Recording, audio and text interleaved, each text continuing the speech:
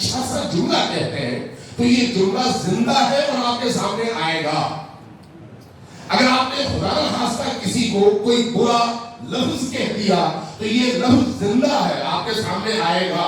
ہاں لفظ کی شکل بدل جائے گی لیکن لفظ آئے گا ضرور. کب آئے گا؟ جب پردہ ہٹے گا.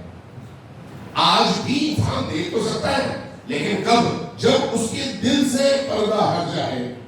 دل پر اگر پردہ ہے، اس کی اس باطنی قوت پر اگر پردہ ہے تو وہ اس چیز کو، اس شے کو دیکھ نہیں پاتا، اور اس کو دیکھنے کے لیے اس مادی زندگی کی زنجیر کو توڑ کر اس قید سے آزاد ہونا پڑتا ہے.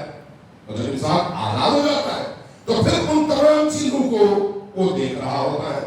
لہذا چاہے آپ ایک جملہ کہیں، چاہے آپ ایک نیکی کا کام کریں، چاہے آپ ایک اچھی سوچ سوچیں، چاہے آپ کسی کے لیے ایک اچھی نیت کریں، یہ ساری کی ساری چیزیں زندہ ہیں.